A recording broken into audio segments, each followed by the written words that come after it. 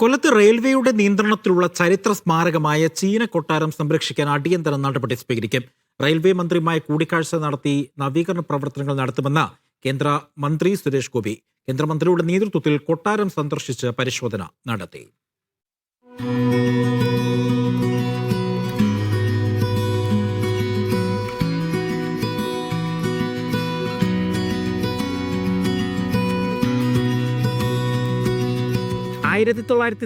ശ്രീമൂലം തിരുനാൾ രാമവർമ്മയാണ് ചീന കൊട്ടാരം നിർമ്മിച്ചത്. തിരുവിതാംകൂർ രാജകുടുംബാംഗങ്ങൾ കൊല്ലം ചെങ്കോട്ട പാത വഴി യാത്രയ്ക്ക് വരുമ്പോൾ താമസിക്കുന്നതിനു വേണ്ടിയാണ് കൊട്ടാരം നിർമ്മിച്ചത്.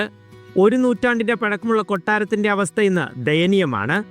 റെയിൽവേ മന്ത്രിയെ കണ്ട് ചീന കൊട്ടാരം സംരക്ഷിക്കാനുള്ള നടപടികൾ വേഗത്തിൽ കൈക്കൊള്ളുമെന്ന് കേന്ദ്രമന്ത്രി സുരേഷ് ഗോപി പറഞ്ഞു.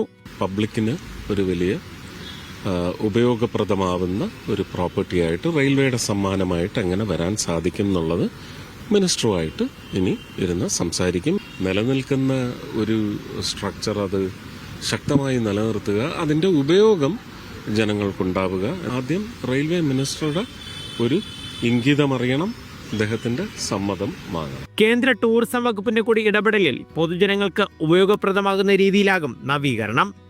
റെയിൽവേ സ്റ്റേഷൻ നിർമ്മാണം പൂർത്തിയാക്കുന്നതിനൊപ്പം കൊട്ടാരവും തുറക്കുമെന്നാണ് പ്രതീക്ഷ. കേരളത്തിലെ ഏറ്റവും പ്രധാനപ്പെട്ട ഒരു റെയിൽവേ സെന്ററാണ് കൊല്ലം ചെങ്കോട്ട റെയിലാണ് പ്രഥമ ലൈൻ കേരളത്തിലെ.